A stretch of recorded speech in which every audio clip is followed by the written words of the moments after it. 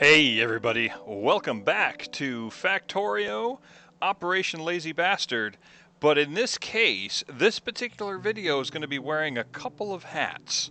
By that I mean we're going to talk nuclear power, and we are going to go ahead and probably apply this video to the Beginner's Guide collection. And what do we got going on here? Okay, well, yeah, so this kind of illustrates our problem. We need nuclear power, and we need it now. So this video is going to be all about getting your nuclear power system set up, getting it up and running, all except for the setting up of the miners. As you can see, I've already got uranium miners already set up. And here's how it works. Let's go ahead and do a quick setup here. Here is a typical miner. This is what it looks like. You should be familiar with it here in Factorio, but when you place it over uranium ore, it changes its form to a form that requires some liquid input. So what you do is lay them out like you normally would, but as you can see, I had to actually interconnect all of the miners with pipes, and through those pipes pump sulfuric acid. So you have to make sure that all of your pipes are connected via underground pipes or whatever, and in this case you can see that I've got lined up in rows. You can see each individual one. If they're connected to each other, you can see the arrows point to each other, then they're connected in that way. And then the yellow arrows, of course, point to the belt, as they always do with miners. But, ooh, what do we got going on here? That looked painful. Oh my. Wow, okay. Well, that was not good. What did we lose? We lost a robot. How many robots? We got 9. Okay, if we have too many more attacks like that, we're going to have to do something. So, anyway, but not at the moment. Anyway, so all of them are connected via pipes within the rows, and then the rows themselves down here are connected to each other via underground pipes that pass under the belts. So hopefully that all makes sense, and then of course the pipes come up to a sulfuric acid source. We're going to start from the uranium ore and go straight up until we're producing power with a nuclear plant. Ordinarily, what I would say to do is, a lot of times these uranium patches are found on the map in remote locations. For example, if you look over here, we've got a uranium patch that's out in the middle of nowhere. We've got another one down here, also in the middle of nowhere. So what I would normally say is that we would pick those up using trains. But as it turns out, on this particular map, we actually got some good luck here insofar as the map gave us a uranium drop right in the middle of our area. So this actually simplifies our problem.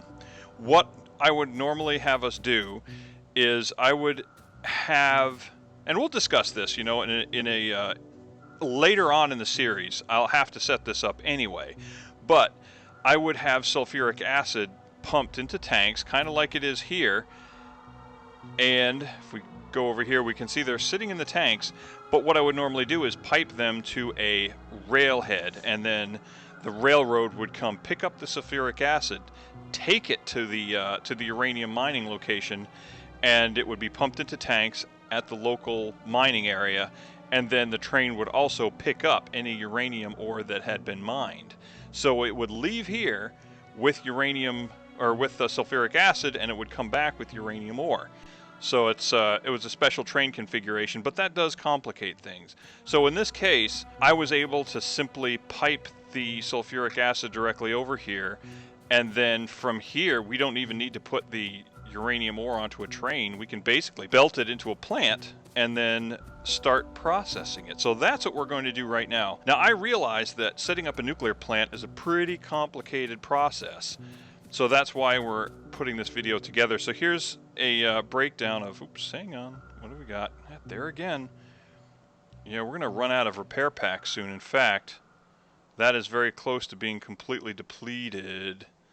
And I don't know that I care for that. Anyway, let's take a look at the tank, and I've got the materials we're going to use. I have got a boatload of steam turbines. Take note of these items. The nuclear system is a complicated system. It has a lot of components, and of course the most important are the nuclear reactors. I've got 4 of them, and I've got almost 100 steam turbines. I don't know if that's what we're going to be using, but I just grabbed a whole bunch of them because the more the better, right? Plus, I've got a bunch of heat pipes, which basically just copper bars that are needed to carry heat from the nuclear reactor to the heat exchangers, which we'll get to. And then, of course, we've got the heat exchangers. We've got the centrifuges. I would say when you set your plant up, I've got 40 of them. I'd say that's a really good number to have. It costs a lot in concrete, but the more you have, the quicker your processing will go. And as you'll see, it increases your chance of getting really the proper fuel that you're going to need. I've got a boatload of belts and underground pipes. I've also got in my personal inventory, I've got some underground belts, I've got some splitters, and we're just going to try a couple of different things here. So let's go ahead and get started on the belts. Now normally, under normal circumstances and typical games, I would, of course, as I said, I'd belt these materials to a railhead and then a train would come pick them up. But since we're right in the area we want to be, man, I got to keep checking this. Yep, okay, I've got RoboPort set up to do repairs on these lasers. These biters are part of the problem. We need nuclear power. We need nuclear power so we can power more lasers, plus we need to be able to process uranium ore so we can make nuclear weapons. And so we need the extra power so we can run the science lab, so we can do the research to research atomic weapons. Everything points to us needing nuclear power, but first let's go ahead and grab a bunch of belts and let's get started on belting this to a safe distance away. Okay, so I've got the belt set up and it's going to go directly to our uranium processing, our centrifuges, but I've also got this inlet set up because in the future we're actually going to be bringing in other uranium via train. And because it's not just going to be used for fueling the reactor, it's going to be used for making nuclear weapons, ammunition, things like that. So in order to bring in more, we're going to need to have railroad access. So at some point, we'll probably have a railhead coming through here and some way of dropping off more uranium. But for now, this will do us just fine for getting this system up and running. So the next thing we want to do is bring the uranium to an array of centrifuges where we're going to start to separate it into the two critical elements that come from uranium. That's going to be the two isotopes, the uranium-235, which is a brightly colored green, and then this is going to be the most potent stuff, and then the lesser powerful uranium-238. So you're going to notice a difference in that. But here's the thing. When we set up, let's see if we can actually see it. Let's go ahead and get something set up here. What's happening is the pollution is just drawing in the biters and the spitters. And they just keep on coming. So in the past, what I would do is I'd set these centrifuges up, and let's see, let's just set one up and see what it says. It says that if we provide it, see right there, take a look at those numbers right there. We're going to set it up for uranium processing, but notice the products are uranium-235, as I said, uranium-238, but there are distributions, there's odds of what this thing will produce. And it says right there, 0.7% of the products that it produces are uranium-235, which is really what we're looking for, and uranium-238, which is really the nuclear waste for the most part, is produced at a 99.3% rate. So that means, in layman's terms, for every 1,000 pieces of uranium that this thing produces, only 7 of them are going to be what we're looking for, and that's just the way it is. So I think what we're going to do is, first of all, we're going to balance these out. We're going to take this splitter right here. We're going to balance these out, and then we are going to spread them into 2 different locations. So let's pull this up, bring this out a little ways. Okay, so what we're going to want to do is we're going to want to split these 2 feeds up into separate arrays. So let us do a couple things here. We will, let's see, we've got our centrifuges. I haven't done a layout like this because if you've seen my videos, you've noticed that when I did that top 15 must-have videos, I designed those a while ago, and they still work, but we have another option available to us since a recent update to the game. We have smart splitters now. Our splitters So we can set them up so that they split off a particular item, and in this case, we're going to look at the visible difference between uranium-238 and uranium-235.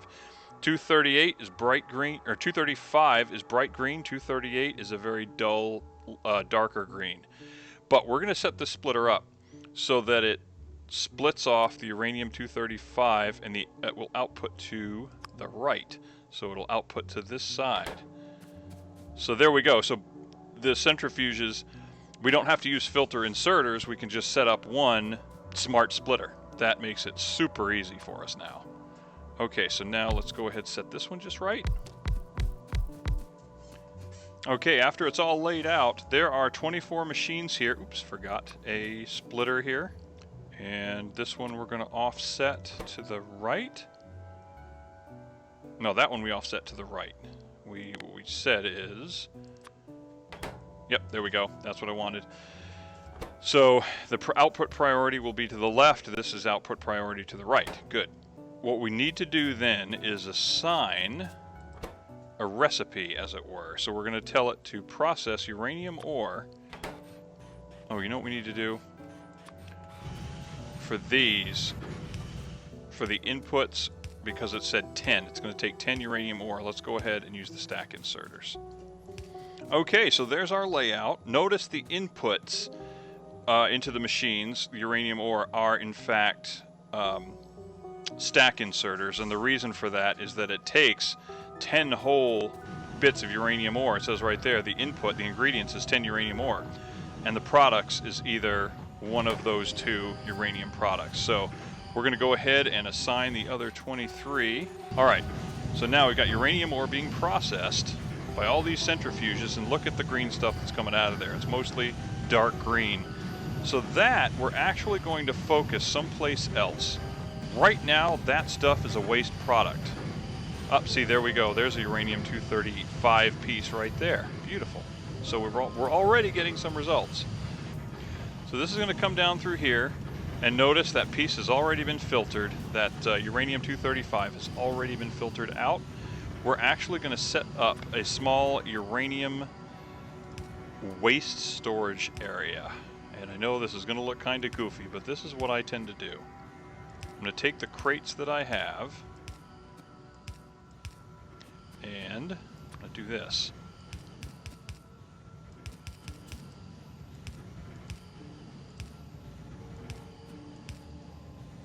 And let me set up one stack inserter and set that up like that.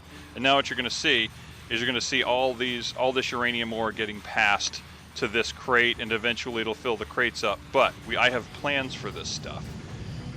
We have something that we can do. We have a plan. So in the meantime, there is our uranium-235 and stacking up right here, and our uranium-238 headed down this way. And so basically this is our uranium ore, and this is what's going to be happening to it. So the ore processing portion of this, at least on a small scale, is done. So let's now move on to the creation of nuclear fuel. In order to do this, we need uranium-235, and we need a source of iron plates. So since we are close on the map, right over here we've got a source of iron plates. We're going to belt that over here, and we'll be right back after we get that done. Okay, so we've got our source of iron plates. Let's go ahead and belt this up this way.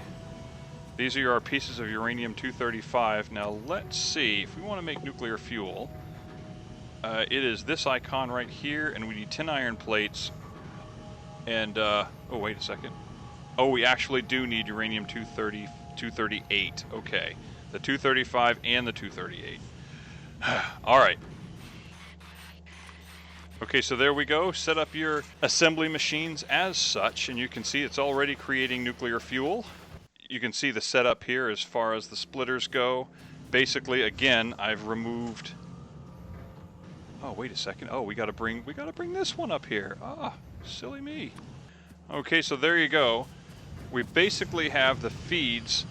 I've got all of the uranium-235 fed up in this direction, And then I've got one extra feed just in case we want to send uranium-235 to another place. And I promise you, yes, we will. Also, we've got uranium-238 being sent down here to the nuclear waste area. And that's nowhere near big enough what we're going to need as time goes on. But this is just kind of getting things rolling right now. Let's go ahead and work on the nuclear plants themselves. Right here. Let's go ahead and grab our 4 nuclear reactors. We're going to grab a few of these heat pipes.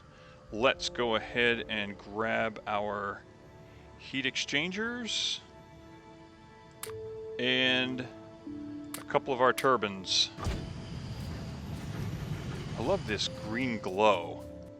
So let's get our nuclear reactors set up, and we're going to set them up, just so you know, right next to each other. Just like that. Now, we could add additional reactors, and they will be right next to these 4. I think that's the thing we need to do, because they actually get a neighbor bonus for being next to each other. So this produces 40 megawatts worth of energy, but because it's next to a neighbor, it gets, I think it's an additional 100% for any neighbors to the north, south, east, and west. So right now, this was going to get a 200% neighbor bonus, if I'm not mistaken. So right now it's 40. It's going to up it to 80, or it might get an additional 50. It might be 50. I'd have to see, but we'll figure that out. And because I think this configuration will give us 320 megawatts worth of juice, if I'm not mistaken. But here's something we need to be cognizant of, is when the fuel comes in here, it's going to get burned, and then the nuclear waste is going to have to be removed from it. So we have to have 2 feeds when it comes to this thing.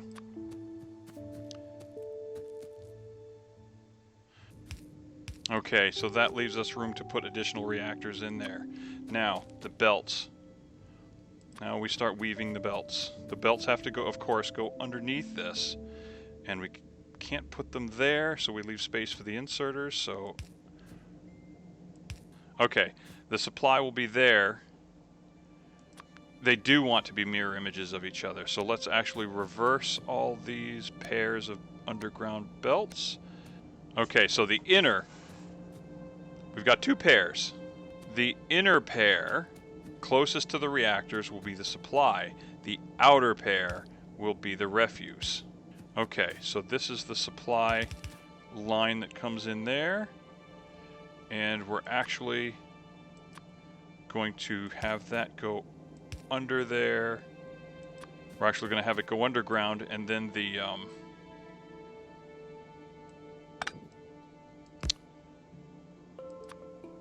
and then the refuse is going to come up this way. Hopefully, just again, it's hard to describe it all using just words, so hopefully just pay attention to the layout. I hope it makes sense. So that's the refuse right there, and then the supply is right there. So there we go. So now we've got supply for the nuclear reactors to supply fuel to them. Now let's go ahead and set them up with the proper inserters. And of course, the red inserters, the long-handed inserters, are going to reach to the outside pair of belts. Oh, good grief. How you lay these things out is up to you. There's no absolutely perfect way to do it. But as far as efficiency goes, laying them out in 2 by 2 is the best way to do it. And we're going to take the supply line for the fuel. Anyway, now that this is here, now that the fuel is here, we've got our heat pipes laid out almost as we want them. Now it's time to get the heat exchangers in place. And the heat exchangers are just like the coal-fired boilers, except instead of coal as the heating medium, it actually takes the heat from these copper pipes, which take the heat from the reactors. And then it takes an input of water and turns it to steam. So that's what we're going to work on now. So let's go ahead. I've set up an arrangement here, and let's actually go ahead and lay out the pipes. Oh, you know what? We actually might have a little bit of an issue here. We do have a little bit of an issue. And that issue is that we have to do something with the water. We have to connect these somehow. Okay, now that we've got the fuel ready, fuel's been processed, we've got the means to feed it into the reactors, we've got the means to feed the waste out of the reactors, let's talk about how we're going to turn nuclear power into electrical power. So what's going to happen is the heat is going to be taken off of the reactors, and it's going to follow these copper pipes. These heat exchangers are then going to take the heat out of the copper pipes in much the same way that it takes the heat out of coal, as the boilers take heat out of coal. And then it's going to use that heat to turn the water into steam, and that steam is going to be used to turn steam turbines. And those turbines are going to create the electrical power. So now that we've got sort of an arrangement of heat exchangers set up, we're going to go ahead and line a few more up in place, and let's see if we can go ahead and do that now. And notice we have to hook up water to water, steam to steam.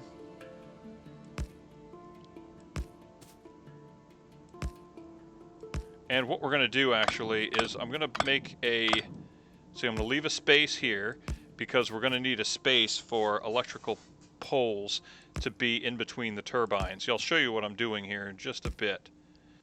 We're actually going to hook up the steam pipes as well. Okay, so what we have here is probably the most basic arrangement that is needed to get a power out of a nuclear system. We have the heat exchanger, we have one turbine, we have a feed of water, and it's just that simple.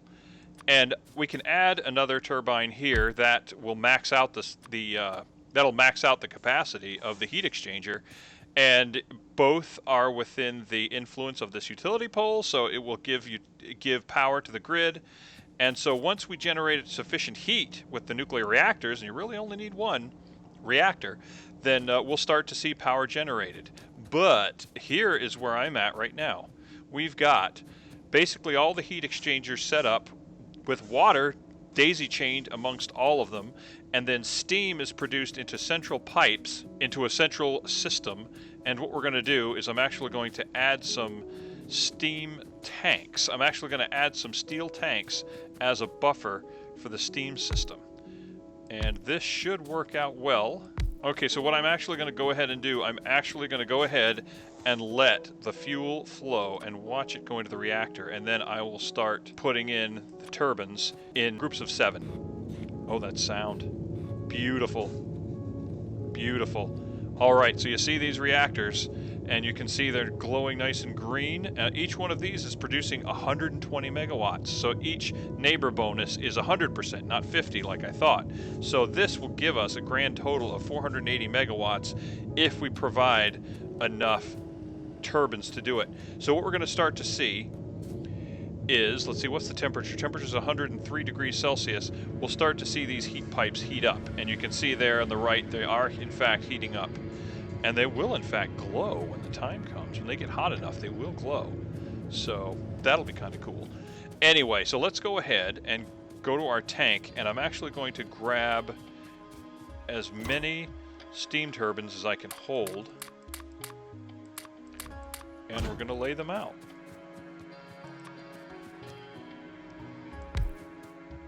So 1, 2, 3, 4, 5, 6, 7. And I'm going to do 7 lengths of these, making a total of 49 right here.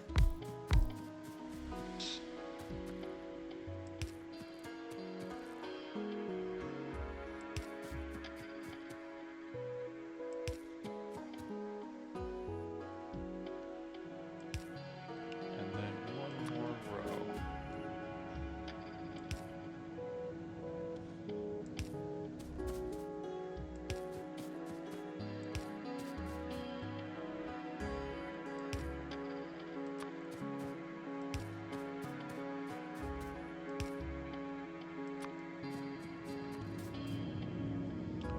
Okay, right here, if you can see, we've already got nuclear waste. Okay, now we look at the reactors, we see there's 6 fuel in there, and it is slowly being consumed. Very slowly. So I think they've actually nerfed that. I don't think these reactors are burning through the fuel quite as fast as they used to. I might be wrong. Okay, I am going to do something here, though. I am going to remove this, this, and this, and I'm going to put a buffer chest here, and then I'm going to put stack inserters here. Okay, so, oh, there we go. We got steam starting to show up. How hot is this? This is sitting at 568 degrees. Fantastic. So we're starting to get heat. So let's check our power. Oh, look at that. Oh, look at that. So much better. So much better. 500 megawatts. Yeah, we're in good shape. Awesome shape. And even these two right here are generating. Fantastic. So we've got nuclear power, people. Now there's one last thing that I need to... Actually, there's a couple of things I need to show you. So now that we've got nuclear power, there's a couple of concepts, a couple of technologies we have to address. First of all, the nuclear waste. One of the technologies that we can research is... right here. Is nuclear fuel reprocessing, which means we can take old fuel like this and we can convert it into uranium-238. And the way we do that is we take a couple of our centrifuges. This is why I made several, and we're actually going to put them 1, 2, let's see, 1, 2, 3.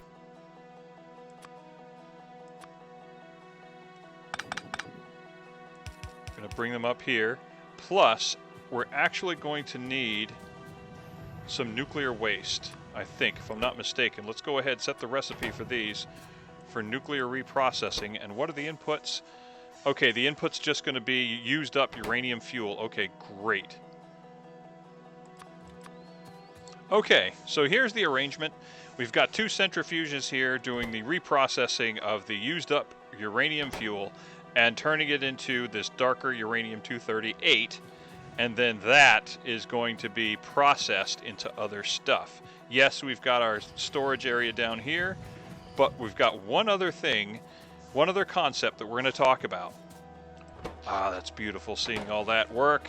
Yes, I love seeing nuclear power work. Great, and all these are full of steam. Great. And how's our water supply doing? Let's take a look. Good. 25,000, good. Okay, so now we need to set up some additional fuel enrichment, but in order to do this, we actually are going to need, I kind of forgot about this, we actually are going to need filter inserters, and we're going to need some green chips for that, and we're going to take about half of our blue inserters and use that for this recipe. And I'll kind of show you what I've got in mind. Before we go any further, I'm going to talk to you about this Covarex fuel enrichment process. It requires a centrifuge, and what it does, it's really useful stuff. It's a really useful thing. It is actually going to turn 3 of the dark green stuff into 1 light green. So this is a great way to get rid of your low-grade uranium. So let's see, I think the recipe is already set, and yes it is. So there's the recipe there. Now this is an unusual recipe in that it has 2 ingredients and 2 products. And what you need to most be concerned about is that it requires a lot of uranium-235, which is the light green. And it seems kind of crazy seeing as how light green is what we're going for. That's what we want to come out of it. But it actually takes 40 uranium-235 and spits out 41. So what you can do is you can daisy chain these together, as I've done up here, and it can actually take that same 40 uranium-235 and just pass it from enrichment to enrichment to enrichment to enrichment, centrifuge to centrifuge, and it could just be passed up the chain, all the while converting 238 to 235. So let's watch it work. So let's go ahead, we're going to add, you know what, before we do, let's go ahead and add a second one, daisy chained. I want to show you how this daisy chaining works, so you can see how useful it really is.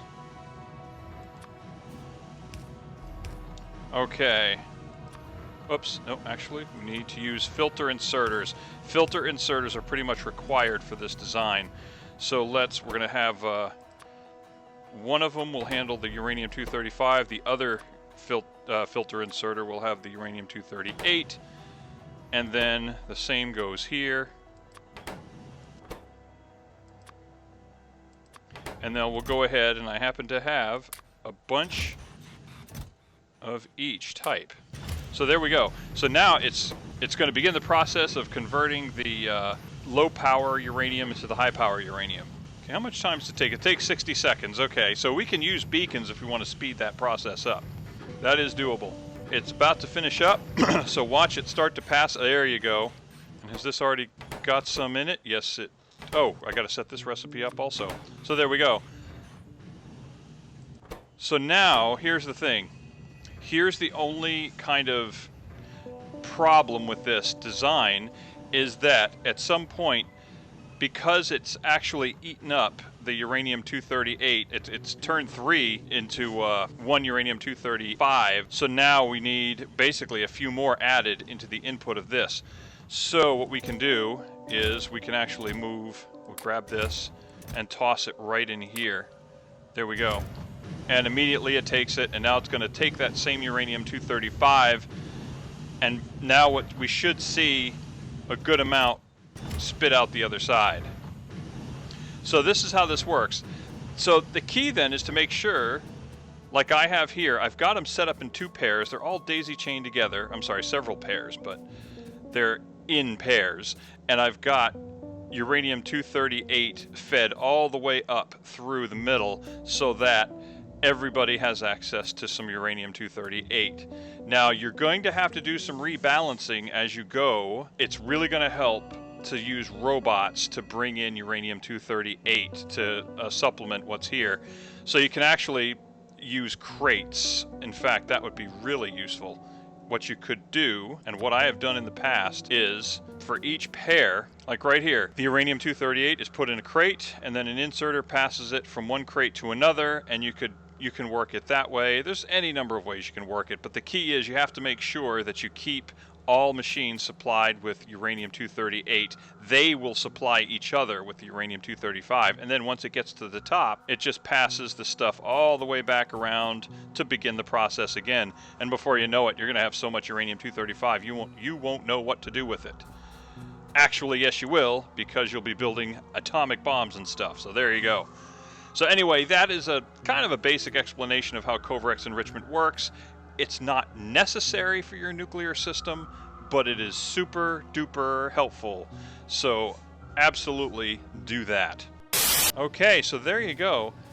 In fact, well, that's a nice, neat little picture right there. That right there is everything in the nuclear power system. Yeah. We've got our iron plates coming in here. We've got our water coming in from the bottom. We've got our sulfuric acid, which is used for mining.